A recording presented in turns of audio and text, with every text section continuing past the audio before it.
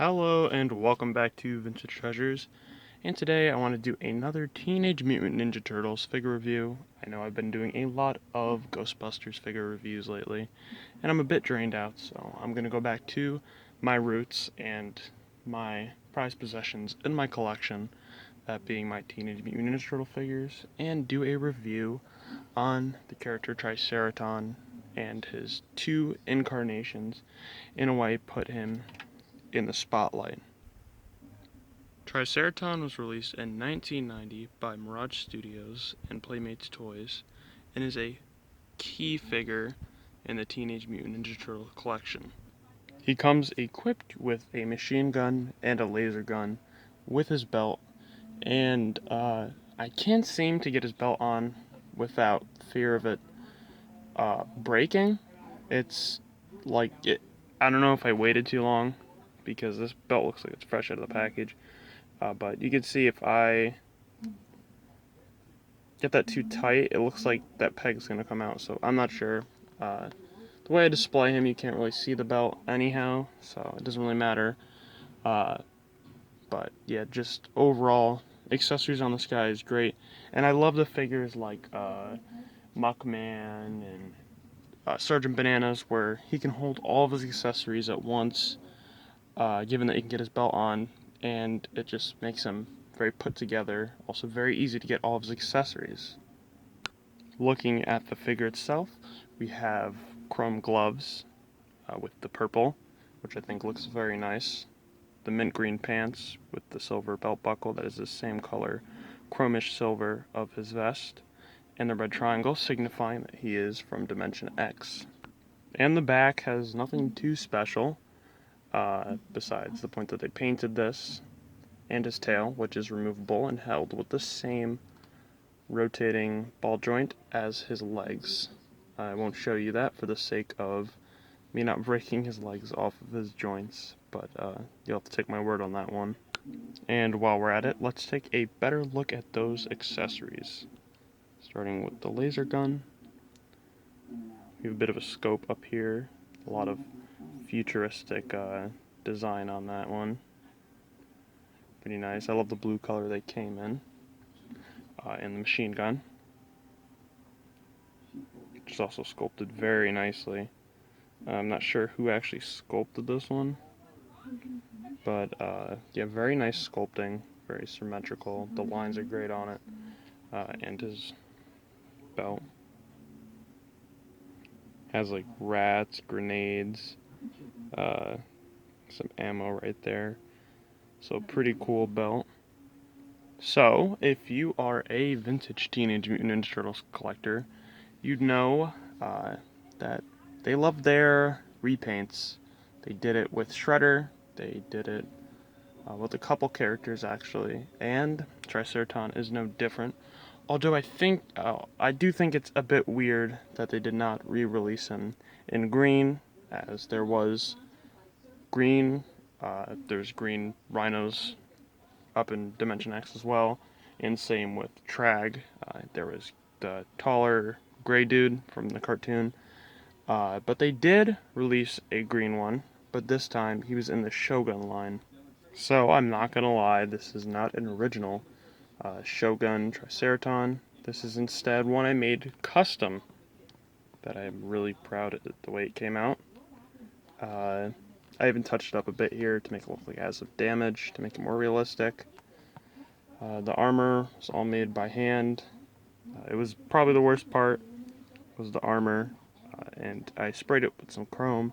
All the same color, so it matched up well, and looks a lot like the original Shogun character, but unfortunately making that helmet seemed to be very difficult, so I attempted a couple times, didn't end up doing it, and for the accessories I just took them off of, was it Slash? No, it's not Slash, it's Toka. I took it off Toka, so these are Toka's accessories. I believe his came in blue. Yeah, so it's still a great figure, I think. I know they were selling, someone was selling, I think it was resin casted armor pieces and accessories, but he was selling a set of them for like 115 plus shipping, so I said, you know what, I'll just make the parts myself and we'll see how that goes. So yeah, I followed everything pretty well. I didn't take any artistic liberty really. I tried my best. It's not the best custom in the world, but it's definitely there. If you want to see the process of me making this thing, it's on my Instagram, which I'll link in the description so you can check that out. Uh, yeah, they just took your basic triceraton right here, and they put a couple of armor pieces on, did a repaint, and I don't know. I like it. If I found one for cheap, because this is one of the rare figures, I would definitely pick it up. It's an interesting figure and is different enough from the original that I would be able to put them on the same shelf and you probably wouldn't be able to notice. So giving a bit of a closer look at him, we see that it doesn't show up as well on camera, but he has a varying color palette from the tip of his nose and his above his eye to his skin color. You can see it a bit, I guess. And yeah, that's how it was on the original one. Changed the color, that wrap on his horn, or tusk, is it a horn? That has to be a horn because it's on his head.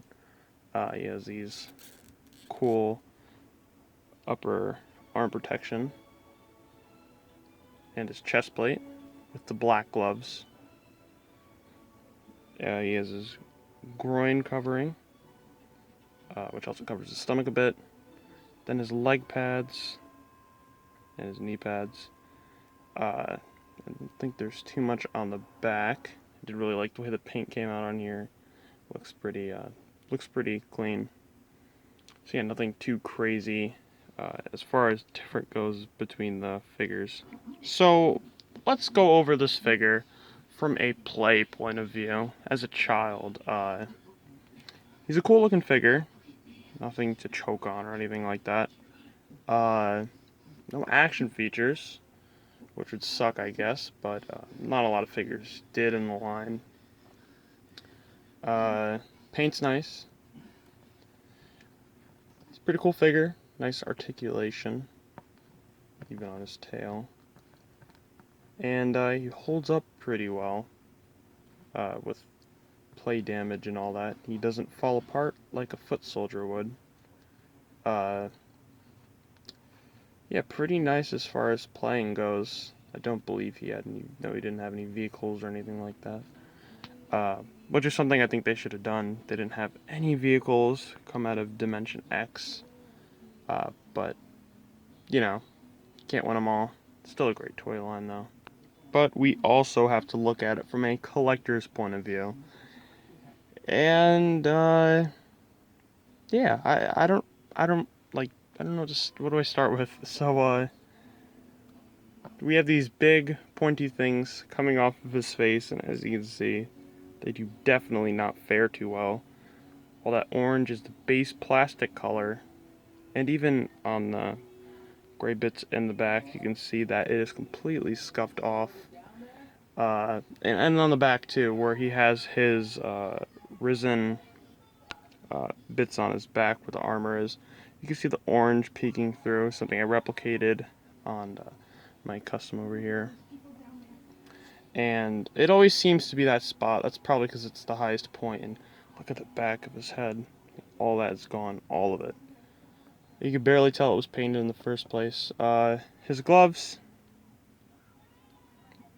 I mean, I don't know what they were expecting to happen. I mean, obviously these are toys. They weren't meant to last forever. But, yeah, they didn't fare too well. Bit on the knee pad there. Yeah, he's okay. As far as collecting goes, I'd say he's a solid 6 out of 10. I mean, he's a good figure and all. He's not necessarily a core character. He's not necessarily articulated or have an action feature or any of that stuff. And he doesn't hold up too well either, which is also an issue. And I don't usually talk about this, but in the Eternals, he is connected, both legs to his tail, are held on one joint, which snaps. It snaps not too easy, I wouldn't say, but if you drop him the wrong way, one of those is gonna come out, and you're gonna have a legless or a tailless triceraton. Now, if you enjoyed today's video, please consider liking the video and subscribing to the channel. I post exclusively vintage toy and other vintage stuff on here uh, in video form for you to enjoy. And as I mentioned before, I do have an Instagram, link in the description if you want to follow that. Go ahead. I post on there almost daily, and I post on here nearly weekly, so I'm pretty busy. So yeah, if you enjoyed the video, subscribe to the channel so you can keep up with my videos, and have a great rest of your day or night, and goodbye.